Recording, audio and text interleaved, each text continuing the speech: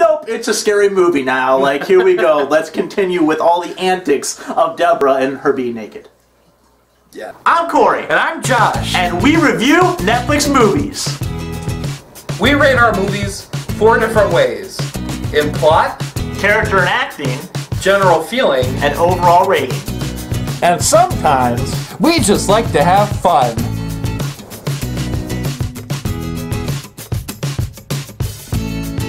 And this is our review of The Taking of Deborah Logan. First try. That's pretty good, I'm not gonna lie.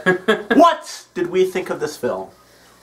Well, the synopsis, first of all, it's been a while. For her PhD thesis, Maya is filming a woman, Deborah Logan, for her Alzheimer's project. But quickly they find out that there's something more going on. Of course there is. Yeah. Because it's a horror film. What'd you think, buddy? I liked it. They certainly know how to build suspense and creepiness. There's some good scenes where you're just like, are they going to do something? Are they going to do something? And then they don't do something. Which makes it good because all other horror films, they do something. So you expect something. There's a cookie cutter dimension. Paranormal Activity created kind of this low budget, night vision, flashlight, when there's lights available in the rooms. Right. But they made this low production and then profiting a bunch off of it. And that's what this film is, basically. Yeah. I didn't really have any problems with it, though. I kind of liked it. I had some issues with it. If you're going into this movie thinking it's just straight documentary, like a Blair Witch episode, it is, but it isn't. It also has, like he said, a paranormal activity thing. So there's a lot of the feeling of, uh-oh, this is going to be another paranormal activity. But it's not. Don't get me wrong. The only thing is, though, the documentary part is kind of almost non-existent. They do it for, I think, 2 or 3 scenes throughout the whole movie, and each one is kind of interrupted with Deborah Logan going nuts or just some unexplainable noise. It's like they're all the times that they use the documentary scenes is to transition it into a more severe case for Deborah. Which I think takes away from the idea of this film. Do you see what I'm saying? Yeah. Like, it makes it like, oh, this is definitely going to be a documentary all the way through, and then it's just like, nope, it's a scary movie now. Like, here we go. Let's continue with all the antics of Deborah and her being naked. Yeah. So, what did you think of the characters other than Deborah Logan? Yeah, Maya, who is the thesis student for her PhD. Some other guy that I don't know his name who... Gavin, I believe his name was. Okay, so Gavin is like a very religious student, and then a black cameraman who you don't see throughout the whole movie except like twice. So in other words, you care nothing about them except maybe Maya. Maybe Maya. Yeah, you care more about the daughter of Deborah, Sarah.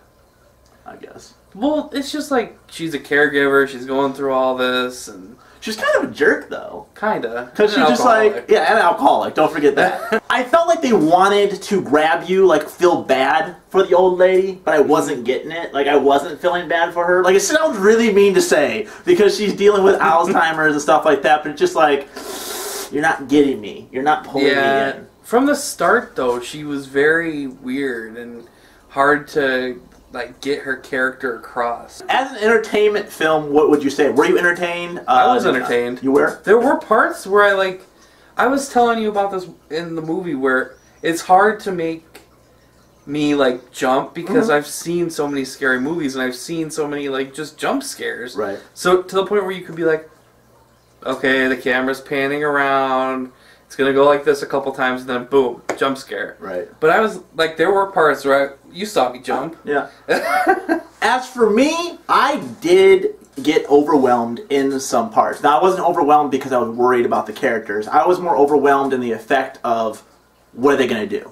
What's going to happen? Is there going to be a jump scare? Is there not going to be a jump scare? There are some creepy images to this, too. Like, there's parts where, like, the lady's skin is literally coming off. And it's just like, that's really creepy. But it's rated R for a reason, right. Is what we're saying. And then there's like a really creepy scene at the end, but I'm not going to ruin that. Yeah. The ending is what you want to watch, because it's it's a new thing that I haven't seen done before. Right.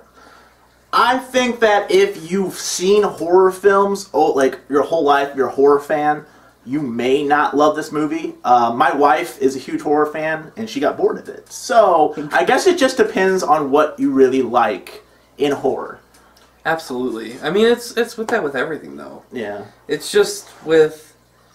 what do I want to say? With this movie more than anything, you have to go in realizing that it's not been in theaters, it's a straight-to-Netflix movie, but it's not bad.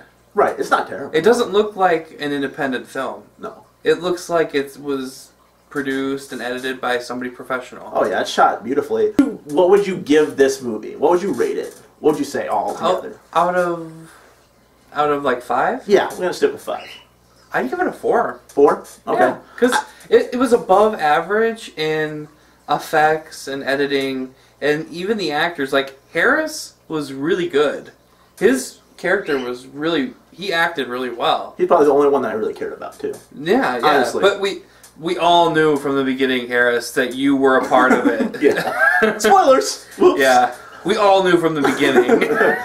I give it a 3. I give it an average. I liked it, but there's something I didn't like. That's the only reason I gave it a 3. This is my wife's very super short review. Go. What do you give it, Kim? 1. That's it. It's a thumbs down for me because I got up like maybe 30 minutes in, maybe a little bit more than that, and I wasn't very happy with it. Pretty much sums it up. I want to let you guys know we are back. This is kind of crazy. First time within a year that we decided to do this again. And we are going to bring some change to this. We've talked in and out about what we want to do with Netflix Critix. You'll hear about it. You'll see it in the future. One of the biggest things is we're not going to let you choose the movies because you suck at it. What does that mean? I mean, it was always our choice anyway, because the problem we had is that people would pick movies that weren't on Netflix. So we're going to come to the point now where it says popular on Netflix now, or popular on Facebook.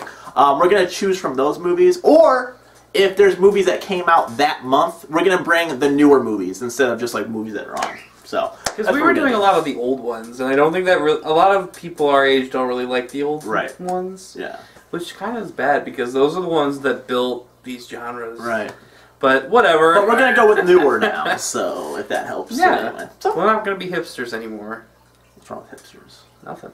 I love hipsters. They're like my best friend. Until next time.